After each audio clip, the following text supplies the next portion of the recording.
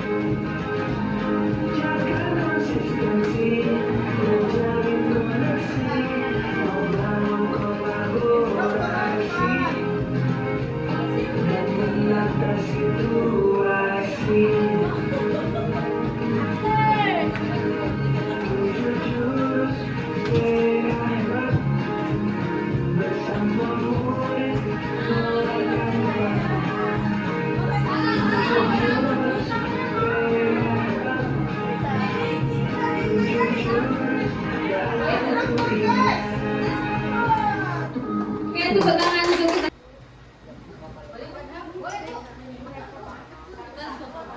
Satu orang satu.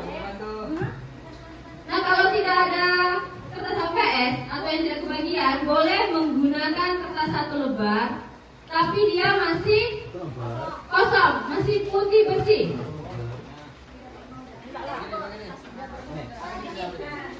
Ambil minum ini.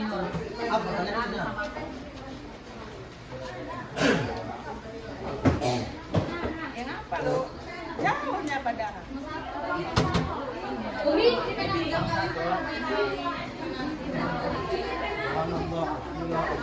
sudah. Nah, kalau sudah Bapak Ibu, kita ibaratkan kertas kosong itu bukan untuk menulis ya Bapak Ibu. Bukan menulis Bapak Ibu. Instruksinya adalah kertas kosong itu kita ibaratkan itu adalah hati kita. Oke? Jadi Bapak Ibu, nanti ketika saya bercerita, Bapak Ibu boleh tergantung ungkapan atau luapan perasaan Bapak Ibu. Jadi Bapak Ibu boleh meremasnya, boleh mengelus-elusnya, tergantung bagaimana ekspresi Bapak Ibu. Jadi ingat ya, mau dielus boleh, mau diremuk boleh, mau dicampakkan juga boleh. Oke? Nah, kita umpamakan kertas putih itu adalah hati kita. Jadi saya ingin bercerita sedikit. Ingat ya Bapak Ibu, saya bukan bermaksud untuk menyindir. Saya menceritakan tentang perasaan saya. Tapi ini ibaratnya ketika Bapak Ibu ada di posisi saya. Oke? Ingat ya, kertasnya boleh diremut, boleh dilus-lus, tergantung dengan luapan emosi Bapak Ibu. Boleh. Oke? Malam hari Bu Devi sudah menyiapkan modul ajar untuk kegiatan pembelajaran di pagi hari. Dengan semangat 45, Bu Devi bersama dengan rekannya menyiapkan modul ajar. Tibalah pagi hari, Bu Devi pergi ke sekolah dengan harapan Bu Devi bisa tiba datang ke sekolah tepat waktu, yaitu 7.15. Oke. Dan berharap Yansi bisa absen presensi. Tiba-tiba di tengah perjalanan yang sudah kurang lebih 10 menit, motor Bu Devi rusak. Nah, kira-kira perasaan Bapak Ibu ketika malam ini sudah prepare nih untuk menyiapkan modul untuk belajar besok. Pagi-pagi berangkat, tapi masih di tengah jalan motornya rusak. Kira-kira perasaannya bagaimana? Masih ada senang? Oke. Kalau masih senang, bahagia, berarti bagus cara pengelolaan emosinya. Masih ada yang mulus kertasnya? Masih. Nah, selanjutnya setelah kurang lebih Bu Devi mendorong motor dengan dibantu seorang siswa sampailah ke bengkel, tetapi setelahnya di bengkel mendapati bengkelnya belum buka. Nah, kira-kira bagaimana perasaan Bu Devi saat itu? Apakah masih mulus? Sudah mulai remuk? Mulus. Remuk. Masih mulus. Nah, lanjut. Nah, dengan berusaha Bu Devi meminta tolong kepada yang punya bengkel untuk membantunya memperbaiki motor. Tetapi jam sudah menunjukkan 7.20. Kira-kira bagaimana perasaan Bu Devi? Panik. Nah, selanjutnya setelah kurang lebih 10 menit bengkel dibuka dan motor juga diperbaiki, Bu Devi melanjutkan perjalanan menuju ke sekolah. Tetapi setibanya di sekolah, Bu Devi lupa kalau ternyata Bu Devi hari itu ada piket. Dan melihat anak-anak sudah banyak yang terlambat. Bagaimana perasaan Bu Devi saat itu? Apakah dia malu? Ya. Nah, setelah itu juga Bu Devi seorang wali kelas sudah terlambat melihat siswa yang banyak terlambat. Kebetulan Bu Devi itu wali kelas melihat kelasnya kotor dan melihat yang piket juga datang di barisan orang yang terlambat. Kira-kira bagaimana perasaan Bu Devi? Kesal.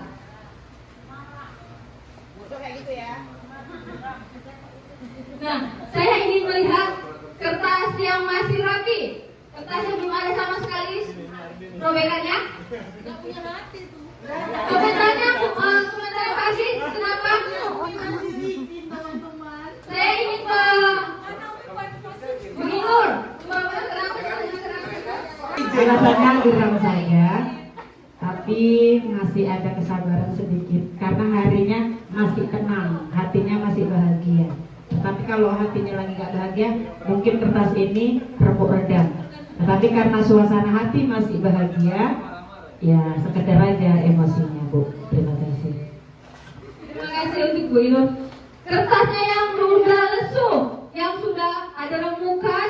Tadi saya melihat ada satu orang yang bahkan emosinya sudah meluap sampai dilemparkan. Saya mau tanggapan dari Bapak Roni Wahyudi.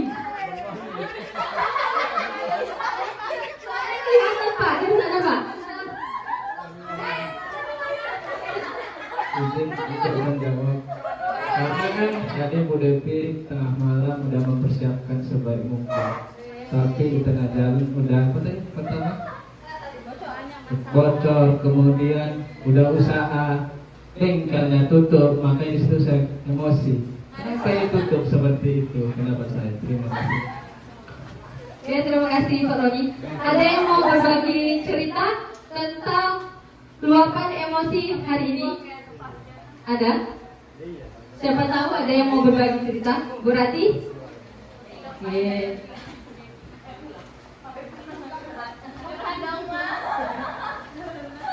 Terima kasih Bu Devi.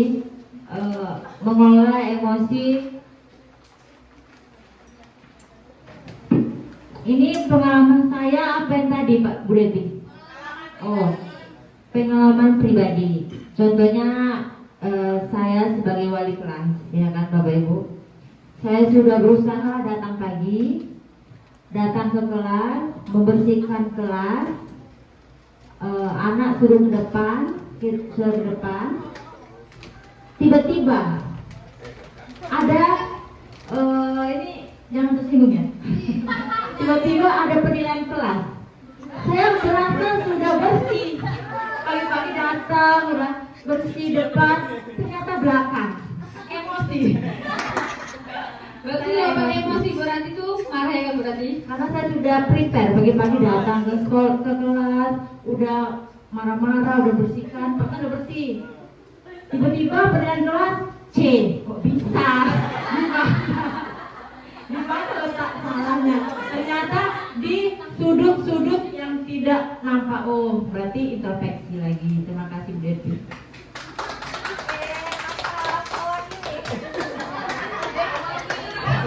Oke, Bapak Ibu, di depan itu ada yang namanya peta emosi. Seperti dia emosi marah, bahagia, excited, dan perasaan lainnya.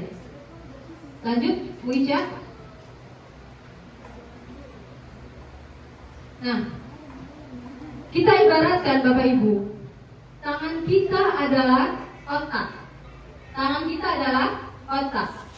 Ketika otak kita seperti ini, itu tandanya otak kita bekerja dengan baik. Nah, kita ibaratkan 4 jari tangan kita ini adalah namanya new cortex. Ibu jari kita namanya adalah bunglon. Dan telapak tangan kita adalah dinosaurus. Oke? Tadi kalau otak kita seperti ini, itu apa Bapak Ibu? Otak kita bekerja dengan baik. Tapi ketika new cortex kita sudah mulai terbuka, maka yang memegang kendali adalah bunglon. Bunglon. Nah, ketika bunglon sudah tidak bisa mengelola emosinya dan bunglon terlepas, maka yang mengelola adalah dinosaurus. Nah, ketika dinosaurus itu terbuka, berarti luapan emosinya sudah memuncak karena dinosaurusnya sudah lepas. Oke? Nah, jika kita perhatikan Bapak Ibu itu di gambar, itu ada dinosaurus dengan orang marah. Itu tandanya berarti dinosaurusnya sudah lepas. New cortex dengan bunglonnya sudah tidak bisa lagi mengontrol, makanya terlepaslah dinosaurusnya. Oke, bicara selanjutnya.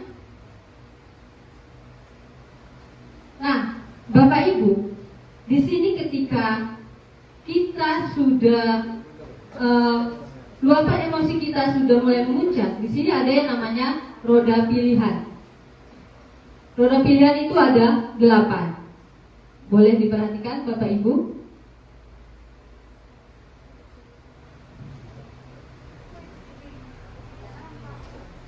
Oke. Nah, di situ ada jeda dan memilih tindakan. Saya ingin bertanya kepada Bapak dan Ibu. Biasanya nih, Bapak dan Ibu lebih emosi lalu respon tindakan atau emosi jeda baru tindakan? Kira-kira yang sering dilakukan oleh Bapak Ibu? Emosi jeda tindakan. Oke, berarti kalau seperti itu tindakan Bapak dan Ibu sudah bagus. Nah, kalau saya pribadi nih Bapak Ibu, saya tuh masih yang emosi langsung respon tindakan. Ada yang seperti itu Bu Cici? Tergantung situasinya. Ya bisa. Bisa seperti apa? Apakah emosi langsung respon tindakan atau emosi jeda lalu tindakan? Oh, bisa. Berarti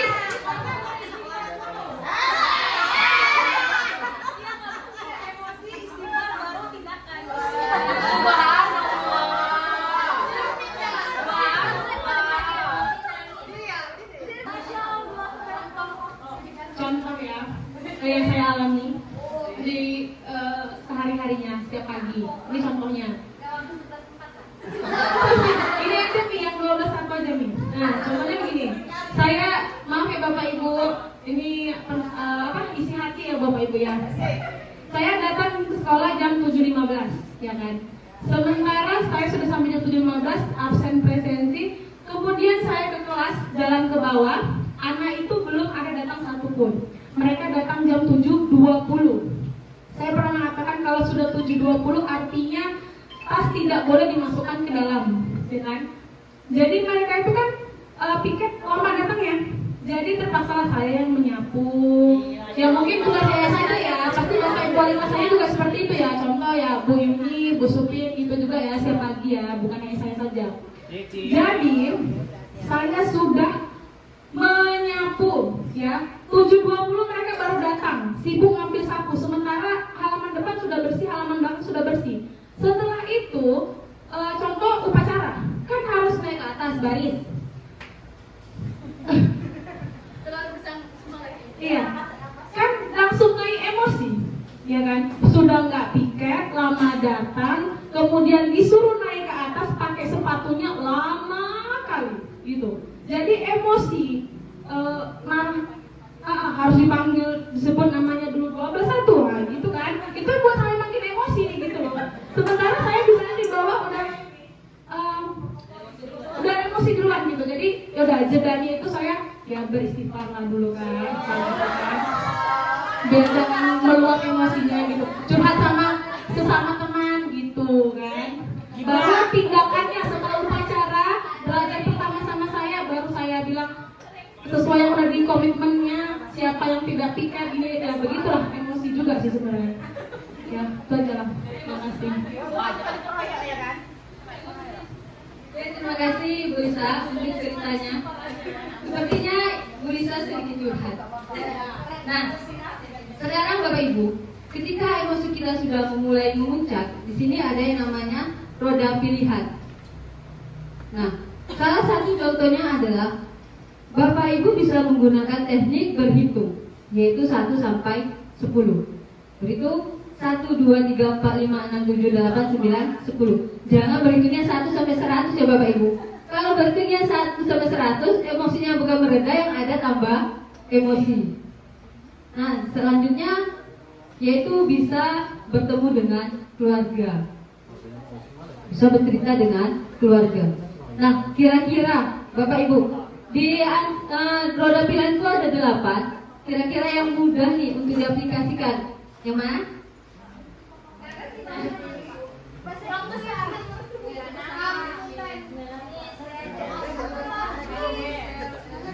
Walk away itu tindakan, jadi boleh langsung pergi.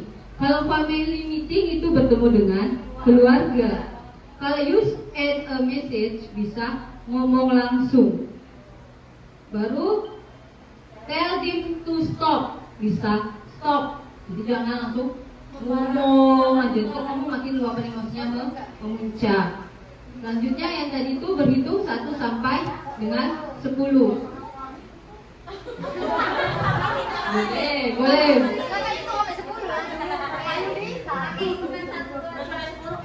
Nah, kalau saya pribadi, saya lebih senang rasanya yang berhitung dari 1 sampai 10. Tapi kembali lagi kepada Bapak Ibu, bagaimana enaknya aja. Nah, jadi saya harap nih, ya kita sama-sama nih menerapkan.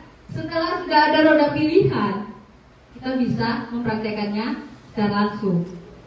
Oke, Bapak Ibu bisa bermain game. Ini kan ada nih, untuk mengalihkan ini. Manajemen emosi.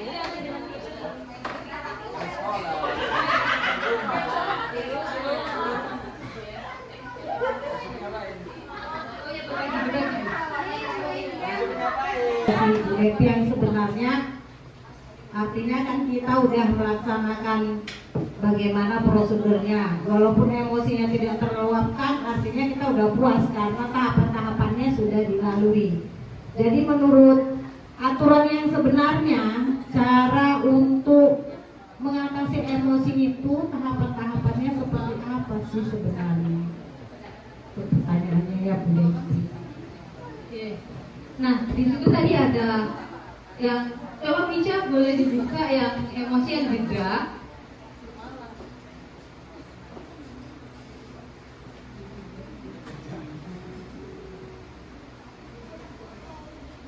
Nah, sini Bu Yudi, di sini ada namanya itu jeda dan memilih tindakan. Nah, biasanya kan Bu Yudi, seperti yang saya sebutkan tadi, kalau saya pribadi itu ada langsung emosi, respon, tindakan. Nah, harusnya itu kita emosi, jeda, tindakan. Nah, jedanya itu yang mana? Jedanya itu adalah roda pilihan yang 8. Jadi ketika emosi kita sudah mulai memuncak, ada yang dinamakan roda pilihan. Jadi kira-kira mana yang Bu Yuni mudah nih? Kalau saya yang mudahnya itu, kalau saya pribadi, ketika emosi saya sudah memuncak, saya lebih memilih untuk yang berhitung 1 sampai dengan 10. Makanya bagusnya dia itu adalah emosi, jeda, baru tindakan. Nah, jedanya itu adalah di dalam roda pilihan itu. Itu adalah untuk mengontrol emosi kita. Saya mau tahu juga karena saya wali kelas. Karena emosi laki-laki dan emosi perempuan itu berbeda. Jadi saya ingin masukannya, bagaimanalah cara yang terbaik kita menyelesaikan masalah ini tanpa harus melibatkan sedikit-sedikit orang tua atau supervisi. Itu yang saya tanyakan. Sekian dan terima kasih saya ucapkan. Assalamualaikum warahmatullahi wabarakatuh. Sedikit saya ingin coba menjawab Pak Alvin. Kemungkinan pada saat itu, pada waktu itu kita kan belum mengenal yang namanya 7 jurus BK hebat. Tapi diharapkan, kan saya katakan, ketika saya sudah menyampaikan ini dan saya berharap kita bisa mengaplikasikan kepada diri kita sendiri ataupun di kehidupan sehari-hari. Kalau yang dikatakan Pak Arifin itu juga bukan apa ya? Kalau dikatakan Pak Arifin itu memang benar. Karena konteksnya, kalau kita mau manggil orang tua, itu memang harus ada prosedurnya, bukan ujuk-ujuk langsung dipanggil orang tua. Kalau nanti ujuk-ujuk dipanggil orang tua, memang orang tuanya juga pasti bingung, terkejut kan? Nah, kalau untuk di sini itu kan yang role pilihannya tidak ada yang dipilih untuk ancaman, tapi itu adalah salah satu kontrol kita untuk bisa meredakan emosi kita sehari-hari. Mungkin hanya itu yang bisa saya sampaikan, atau ada Bapak Ibu guru yang mau menanggapi?